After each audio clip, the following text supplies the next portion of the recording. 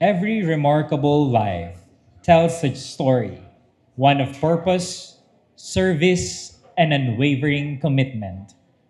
This evening, we reflect upon the spiritual journey and enduring legacy of a son of Guagua, whose vocation has become a testament of faith, wisdom, and compassionate leadership. To deliver the opening tribute and brief narration of the spiritual journey and enduring legacy of Pablo Virgilio S. Cardinal David, may we warmly welcome the Municipal Mayor of Guagua, Honorable Anthony Joseph S. Torres.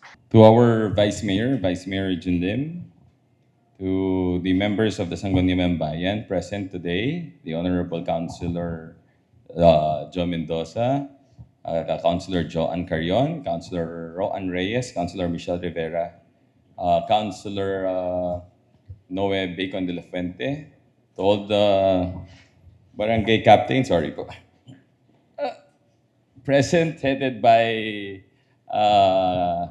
Barangay Captain Romel Mercado, to the family of Amongambo, karayang David family po, this other distinguished guest, Councilor Jovi, sorry, Councilor Jovi, also a relative of Amongambo.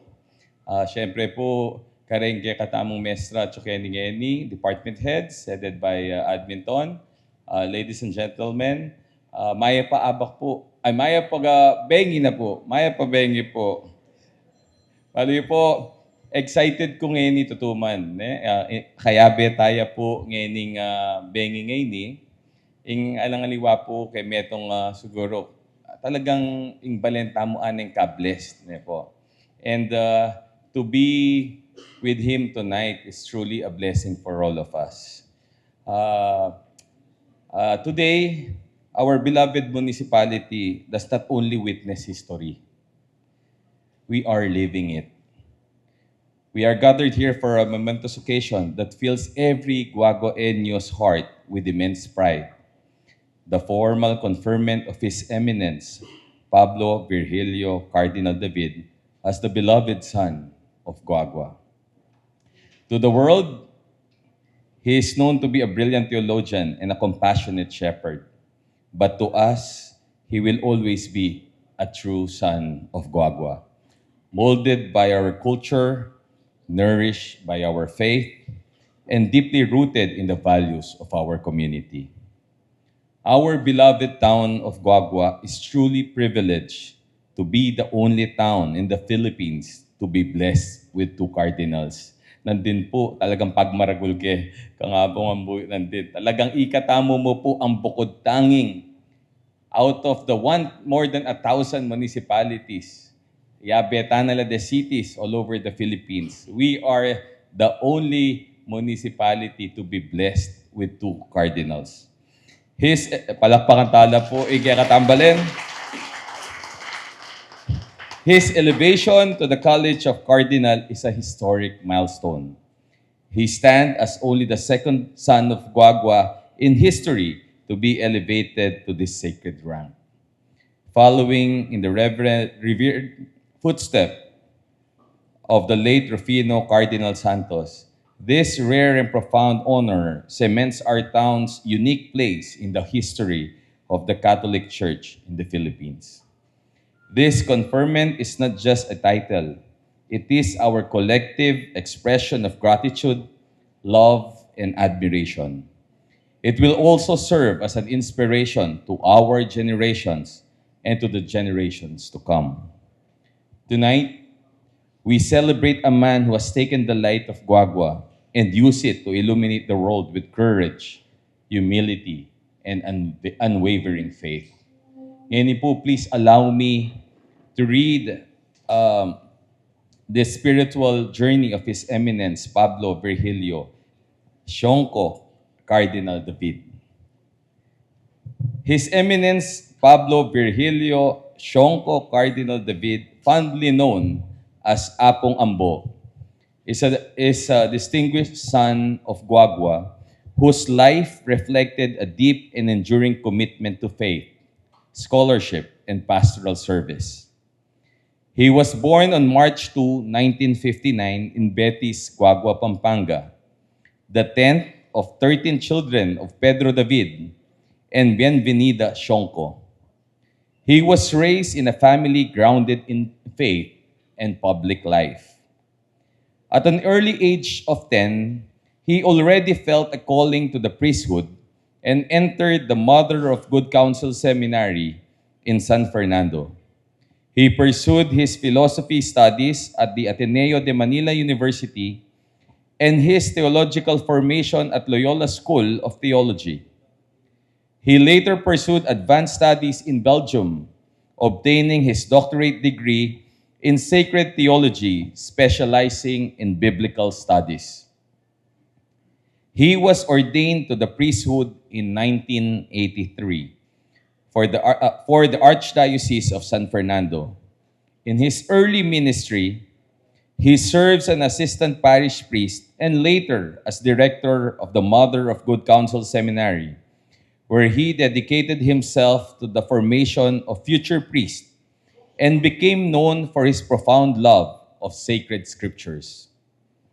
Upon returning from his studies abroad, he continued his work in seminary formation and theological education, eventually serving as director of the seminary's theology department while also participating in national church organizations. In 2006, he was appointed Auxiliary Bishop of the Archdiocese of San Fernando by Pope Benedict XVI and was consecrated bishop the same year.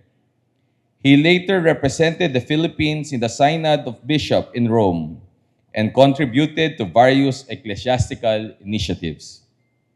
In 2015, he was appointed Bishop of the Diocese of Caloocan by Pope Francis and was installed in January 2016. His episcopal ministry has been marked by compassionate leadership, a strong moral voice, and a firm commitment to the defense of human dignity. He serves as President of the Catholic Bishops' Conference of the Philippines from 2021 to 2023, guiding the church in the country with wisdom and courage during the challenging times and actively representing the Philippines in major synodal gathering both in Asia and in Rome.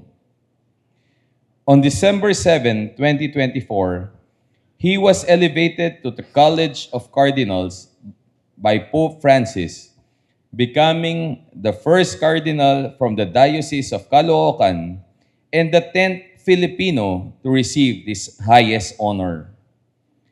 As a member of the dicastery from the Doctrine of Faith, he now assists the Holy Father in matters concerning the doctrines of the Church. He was also assigned the titular church of Transfigurazione di Nostro Signore Jesu Cristo. In English po, Transfiguration of the Lord Jesus Christ in Rome. Cardinal David's life remains a testament to faithful service, intellectual depth, and pastoral compassion. He stands as a source of pride for Guagua and an inspiring witness of faith for the Filipino people and the Universal Church. Before I end po, atin mamaya ko mo pundita kakwento. Ne po. When na po nga sabi miya na I think it's about time for Apong Abu to be conferred as beloved son of Guagua. Baluyo po, ne, Iapong Abu po, malambat ne pong maging most outstanding Guagua enyo. Pero ngayon po, kining katamong balen, it's but fitting na we recognize him as one of the beloved son of Guagua, together with Cardinal Santos, Hilpuyat, and the others. Ne po. Baloy po niyang inawas miya pong Consiel Jovi kanita, niyang sinabi miya pin na nung tanggapan ne po, ne conferment na as beloved son of Guagua. Metong yamo po pekapan nabilin.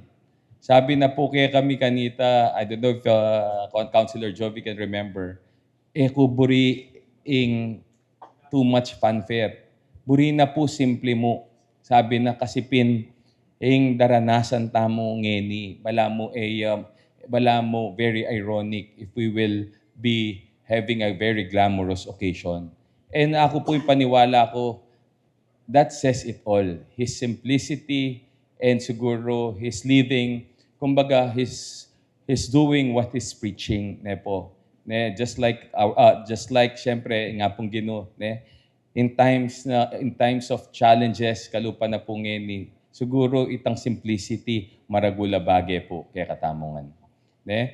Bayo kay man po magwakas, syempre buri ko pong pasalamat kay karen pong kay katamong pari na may nantabi po kay ni pong okasyon tamong ngeni mumuna ni pong dili ing parish priest na po ning Immaculate Conception among Arnie Serrano. Mong dakal pong salamat. Ne po, kaya betaya pong menayos, megplano po, kaya ni pong kaya katamo pong event today. Ikit ka rin po, ing metong tamo ka rin kaya katamong parish priest, kaya ni King Guagua, Father Howell, among welcome po. Po. Then pong aliwata mong pari po, kasalukuyan lang mo pong magmisa, pero sabi na po, tagal na po for our event today. So, ikatamo pong tao Guagua, we are truly blessed. And baluta mo na having two of our cardinals in the Philippines as sons of Guagua. Siguro po, ita mo, sabi tamo, pag maragol tamo, na we are proud, Guaguaenyo. Maya pabak po, and God bless po kay katamo.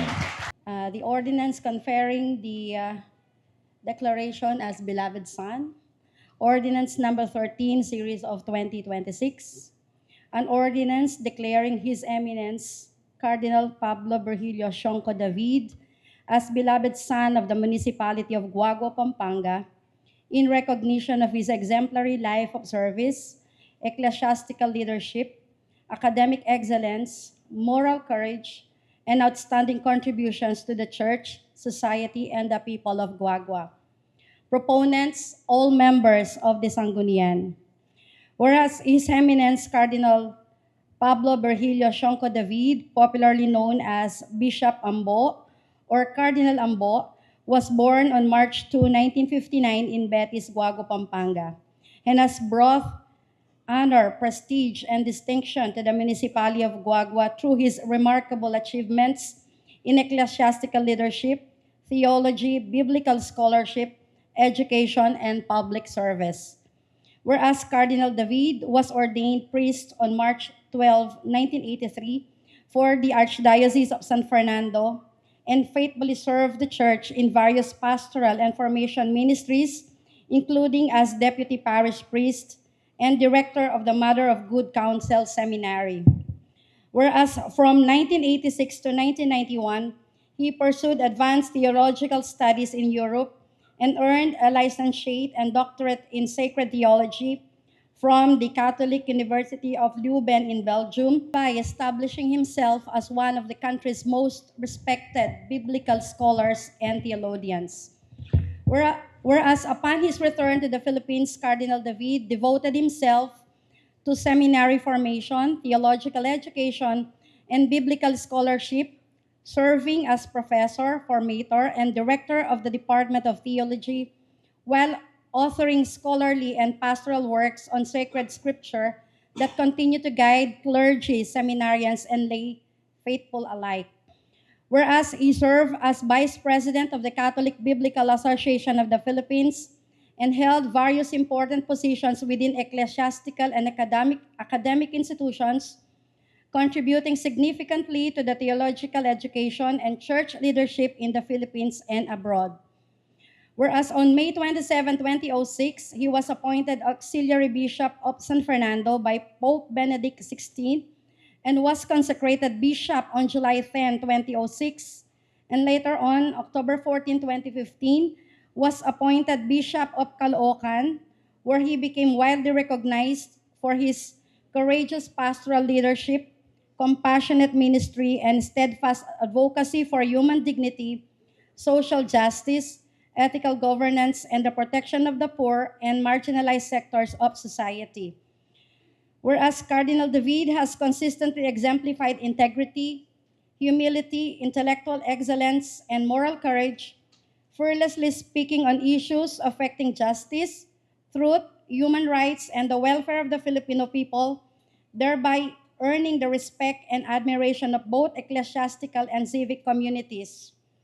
Whereas he was elected president of the Catholic Bishops' Conference of the Philippines in 2021, further affirming the trust and confidence reposed in him by his peers and the Catholic Church in the Philippines.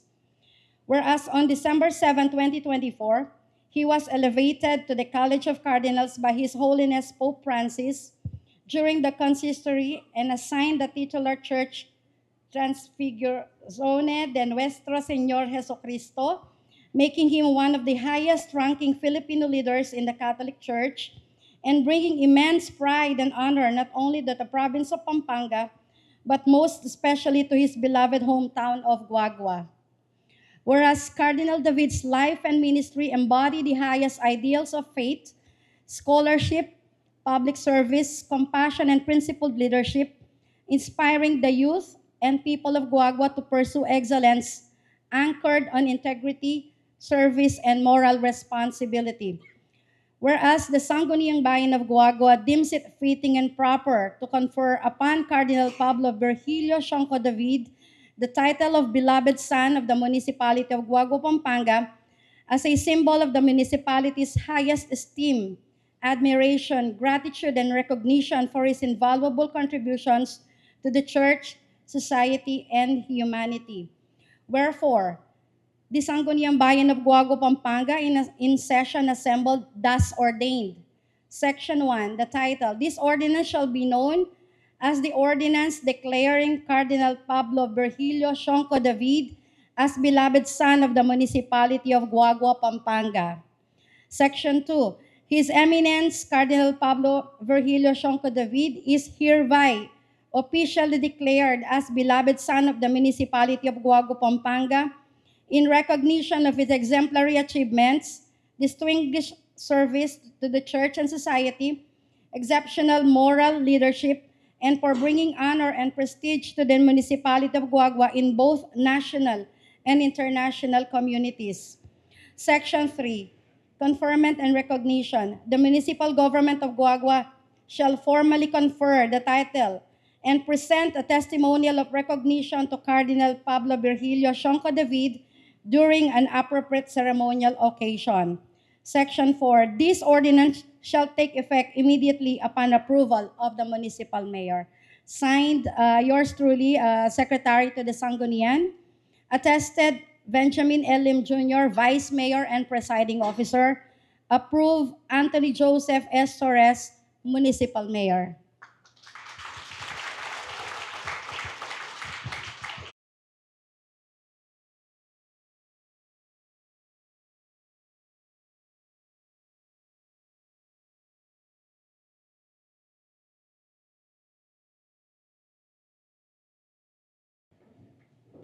Maya pabengi po kay Kayungan.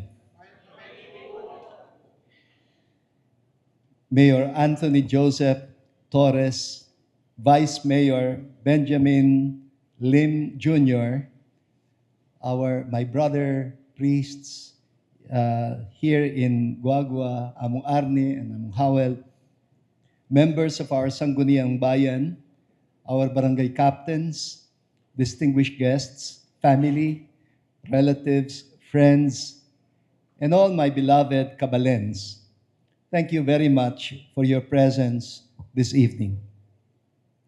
Bayo po yung sabla, bustan yung mapse kong lauslob kapasalamatan, lalo na kay kong ang LGU officials ning Balen Guagua, king parangal apagkalubyo, king malati yung talasuyo, anting beloved son of Guagua. I receive this recognition with deep gratitude, but also with great humility. King kamatutuanan po, pakiramdam ko, dakala rin aliwa pang anak ning balen guagwa. Ame kadlakwas mangain tulid, keng parangal apagkalubyo kanako ngening bengi. Lalo na rin kabalenta mo, keti guagwa, at tahimik dapat matapat amanong kulan, king balenta mo, aldo-aldo. Enya tatanggapan ke inggalal, ake kayong pagkalub, emo para king sarili ko, nune, para kareng sablang ordinaryong kabalenta mong tune makaibiyedangalan king kekatamong balen, kapamilataning karelang kayapan, sipagan, kasalpantayanan, at masabal para kareng kaparang tao. I grew up in San Nicolas, Betis, Guagua. San Nicolas, Betis. And you know that Betis got integrated into the municipality of Guagua by the Americans in the year 1904. But some people do not know that my maternal grandfather, Victoriano Chionco Sionco, was actually a native of Guagua before he settled in Macabebe when he got married to my maternal grandmother, Maria Silvestre Sanchez, in 1920. Ekubalo nung atin pangmitagan asyongko keti Guagua. Pero balo ko dakalang songko. Nung atin pangmitagan siguradong kamag-anak nila, antimurin deng Chongko. My grandfather, who was fondly called Apong Bito, returned to his hometown in Guagua before the Japanese occupation. And he even ran a restaurant next to the Lapid Bakery, which was called the Native Corner. And it operated during the war. Later, after the war, my grandfather became better known for the Catholic Trade Center, which he established in San Fernando, and which brought together highly skilled artisans and craftsmen, sculptors and silversmiths, and builders of carros. Anya nung Megawala, pilataning 1950s hanggang 1970s, deng lilimbun yung karo, antimurin deng rebultong malasanto, mekad, Megawala, king Catholic Trade Center, ng Apong Bitong Sionco, ning Balen, Guagua. Idagdag ko po baloy po niyang banwang 2006. May gawa kong, may appoint kong maging auxiliary bishop of San Fernando. Pepalwal yang publication, yapusetu, tungkol king debosyon da ring Kapampangan, king Indong Birhen de los Remedios. Pepagawa yang research ba na balu, nung nino, ing pepagawa, king larawan ning Birhen de los Remedios. Because the original was in Baliti. At some point, the people of Baliti did not want to let go of the Birhen de los Remedios. So, our first bishop, Cesar Maria Guerrero, asked somebody to make a replica of the Birhen de los Remedios of Baliti. And lo and behold, the name came out, Victoriano Sionco. Edabalo nung nino i Victoriano Sionco. We were in a presbyteral council meeting. Buri na nga po seto, ing mangorona king 50th anniversary ning Birhen de los Remedios, because megong Pisaya, ing debosyon king Birhen in 1956. So in 2006, That was the Golden Jubilee ning debosyon king Birhen de los Remedios at Santo Cristo del Perdon. Nga na nga po seto, kailangan ing mangurona, kamaganak ne nitang pepagawa, king original a rebulto ning Indong Birhen. Migsalita y Edna Gueco at nga na, hemi po balo nung ninuya, basta yung balo mi, Victoriano siyong ko yalagyu. Misdan ko nga ko ka nga po seto, ya po ing tatang ng imaku. And he was running the Catholic Trade Center. At ating dokumento, yapin pala ing pepagawa. Can you imagine? They would discover that in the year I became bishop. At nga na nga po seto, oy ning manguron na king Birhen. And so, that was the first time that a priest who became bishop, auxiliary bishop of San Fernando, put the crown on the Birhen de los Remedios on the occasion of her Golden Jubilee. Anya po, agyang sasabihan kong tao ko betis, tuto namang tao ko naman guagwa. Emo uling me sakop ne king guagwa, ing dating Balen Betis. No ne uling tubuyang guagwa, ing tatang ng imaku. Matibe ing pangayog nemi, king guagwa. Uling pitula ka rin kapatad ko, ring meg high school, king Guagua National College. Bayo lame magaral, Manila. Ating miyango biya tatang ko, Pedro Sahagon David. Amas kakilala da Betis anting tatang pending.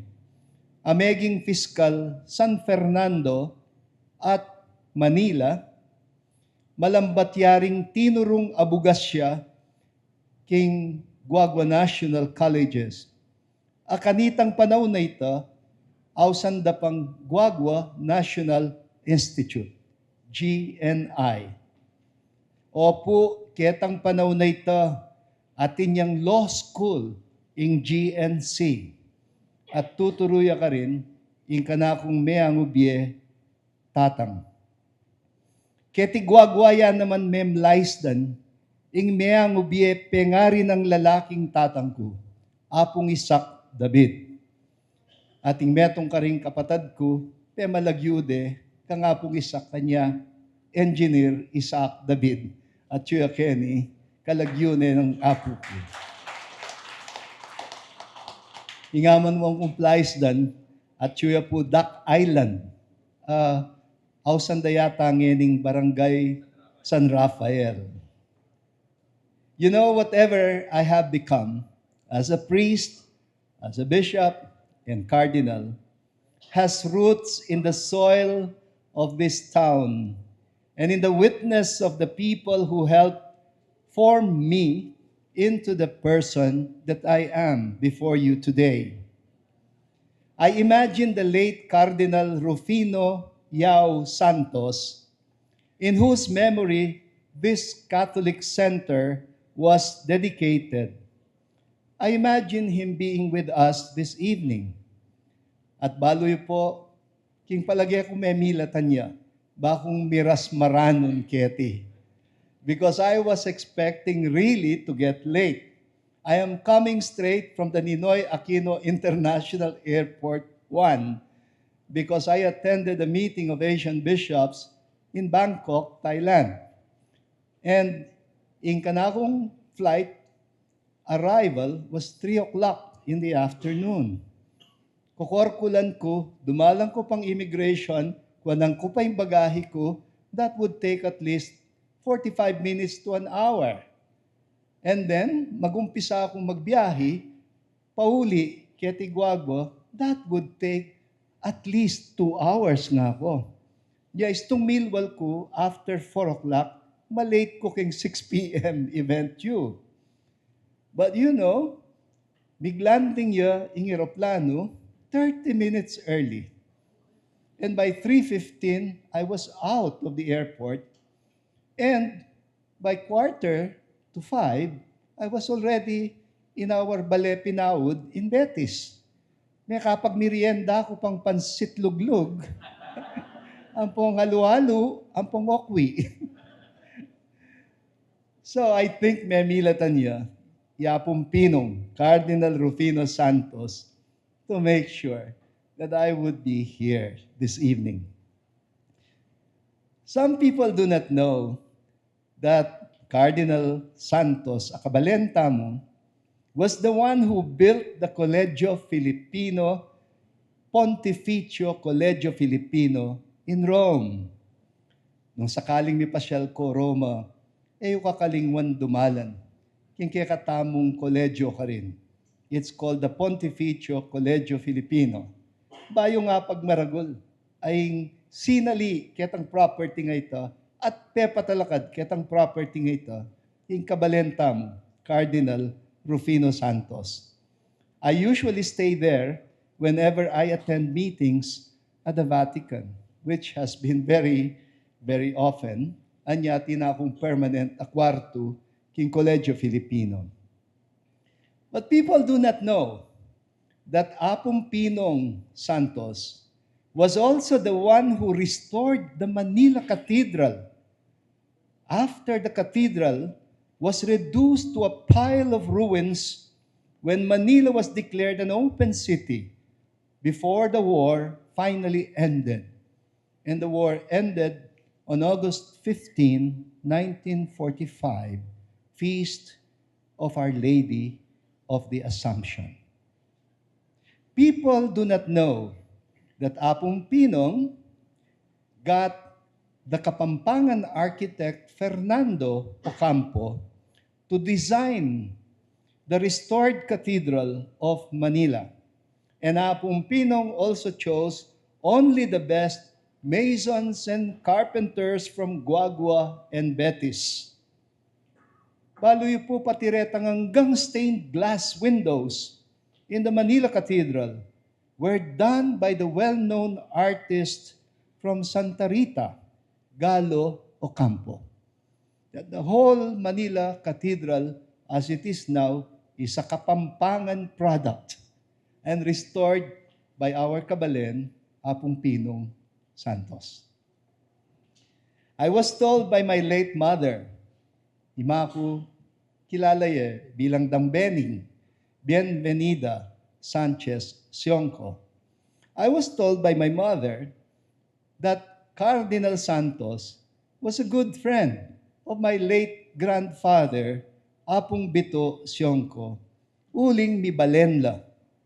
And you know, of course, that he became the first Kapampangan to become Archbishop of Manila and the first Filipino to become a cardinal.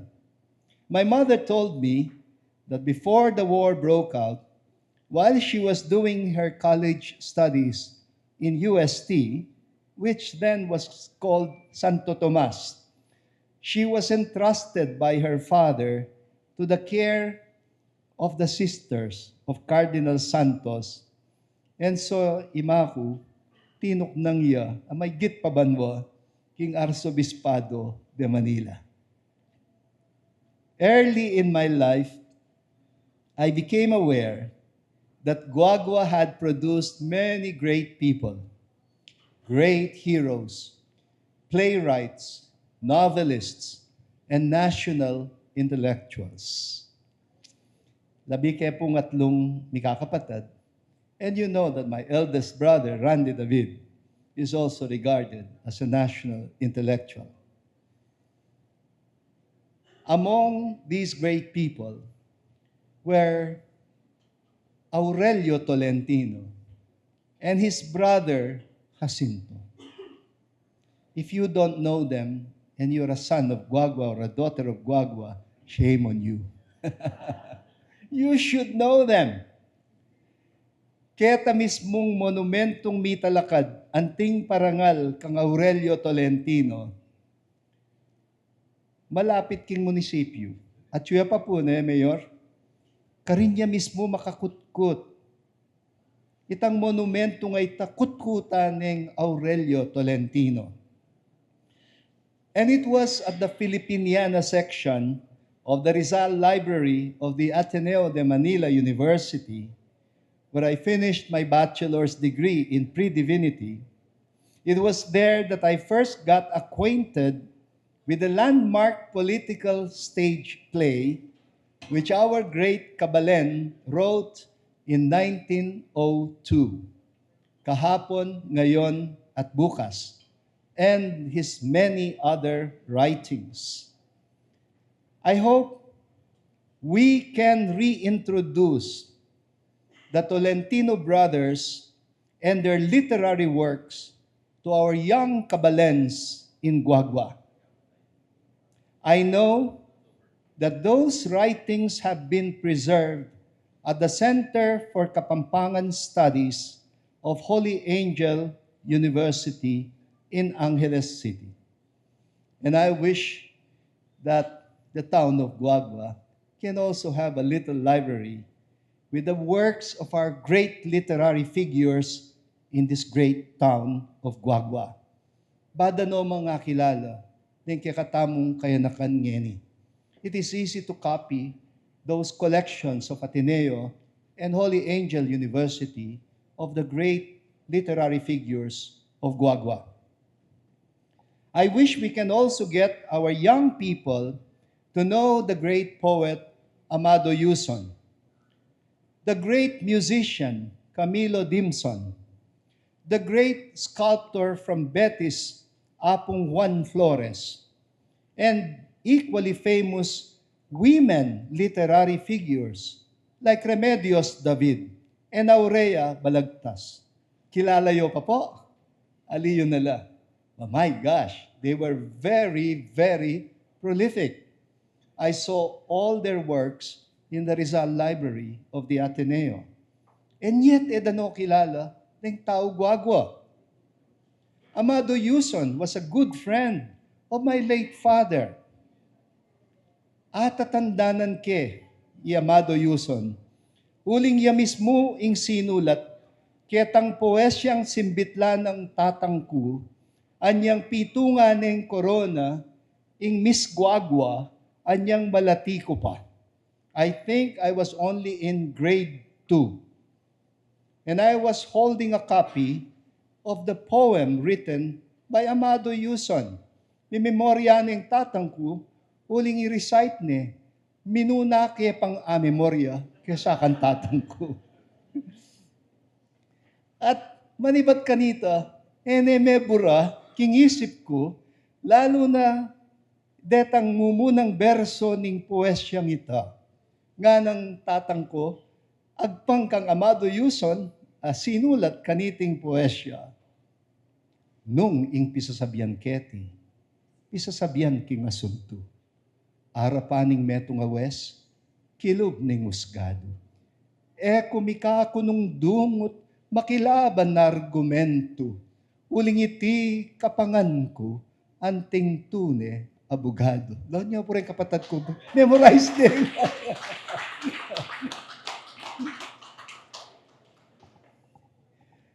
I am especially touched that this recognition is being given to me during the celebration of the Aldoning Balen Guagua.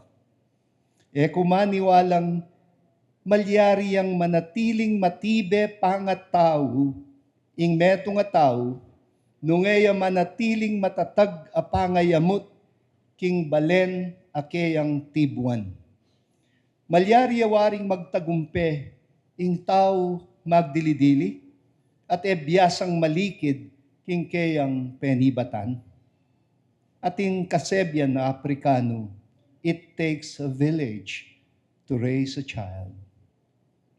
At this particular time in our history, when politics in our society has gone so low, it is good to be reminded of great statesmen from Guagua, like the late Senator Gil Puyat, and the Associate Justice of the Supreme Court, Jose Vitug.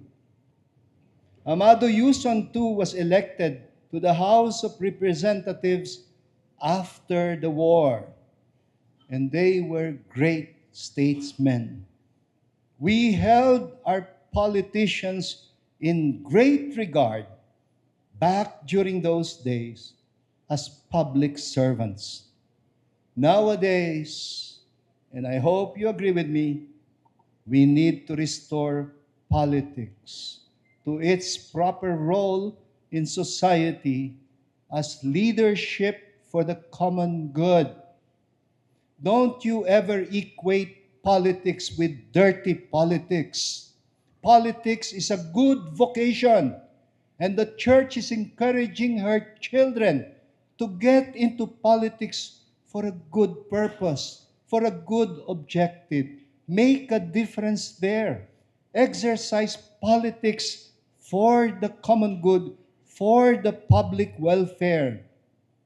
More than ever, we need to preserve the best values of our great people in Guagua. Faith, compassion, integrity, solidarity, and concern for the welfare of the poor. Anting meto nga pastol at talasuyo ning Santa Iglesia, paniwalan ko pong ing tuned dangalan, kapilan man manibatan kareng titulo. Malyaring manibatan king pibanjan at king upaya. Wariya tintang kasebyan kapampangan, mapne kaku baledampa, nung karin bieku timawa. Kesa ketang baletisa, anong nuko makasila at sasakmalan ning upaya. Paniwalan ko, ing dangalan, mayakwa kapilanman. Kapamilatan dareng titulo, pibandyan, o upaya. Nuneking kagiwan lugod, at sumuyo, mitmong kababanlub. Antimoing ginuta mong Jesucristo, adinatang ban pasuyo, nuneban sumuyo, at magdaon king sarili ng biye, king ikakabus daring sabla. Ing pekamata sa dangalan, aliwa naman itang makasulat kareng plake o medalya, nunay itang manatiling makatatak kareng puso, daring taong pigmasabalan tamo, o atag kiltamo, pamibiyebye. Inya pa salamat ko pong maragol, kingib paning Balen Guagua, inke katamong makamal alkalde, Mayor Ton Torres, inke katang Vice Mayor Jun Lim, at ng sablang konsehales tamo. Inke katamong barangay captain, at pasalamat ko rin king mabilog, ang gobyernong lokal ning Balen Guagua, ding sablang empleyado ning munisipyo. Para king pamangilalayo, kanako, nyening bengi. Nakalasalamat king serbisyo yu, anting talasuyo ning Balen. Please remain as good public servants. Malagwa ing serbisyong pampubliko ing kasalukuyan tang panahon. Ing miyango biye tatang ko, ang gaking tauling pangisnawa na, meging public servant siya, King Manila, anting city prosecutor. Den kapatad ko at tatandanan da, ning kay utos na kaming manyubling regalo. Malati ko pa ning kay mag-complain ko, o tatang naman, regalo yamo at susubli tayo. Etane maninyad, babyedeng kusang lub. Malati ko pa, pekibat ng tatang ko, ambo. Tandanan mo, kailangan maranon mo nga balo, ing pamialiwa, ning regalo keng suhol. O ba't regalwa na ako? Ako yung city prosecutor. I will decide probable case. So, tanggap kong regalo at ako yung magdesisyon king kayang kaso. That's unethical. Dinina na kaming mayap a values. Yung kaya kaming pengari. Anya, hanggang mete, he could not afford the private means of transportation. Ikit king last paycheck na, 3,000 pesos. As a public servant, labi kay ngatlong mikakapatad. And my mother had to make both ends meet. Many times, tutuluya, ing baleming pinaud, King Betis. But my father stood his ground. Mas maulagayang dignidad ing dangalan kaysa aking kwalta. Yang kikilalanan ing dangalan. Aliwaing piblas. Aliwaing bank account. Aliwaing at tsuking bulsayo. Nunay nga tsuking pusuyo. Eyo po kakalingwan. At kekong ang kakong kabalen at kabaryo. Dakal pong salamat king lugod at suportayo. Kanaku anting pari, obispo, at ngeni kardinal. King kakong katungkulan bilang talasuyo ning Santa Iglesia. Ala namang migbayo, midagdagan ko obra. At alang karagdagan na sweldo. Wherever my vocation brings me, I assure you, Guagua will always remain a home to me. And I hope I will always be welcome in Guagua. Dakal pong salamat at panwana niya sa aming Ginoo. Ing Balen, Guagua, ing probinsyang Kapampangan, ating mabilog a bansang Pilipinas. Dakal pong salamat, Kekonan.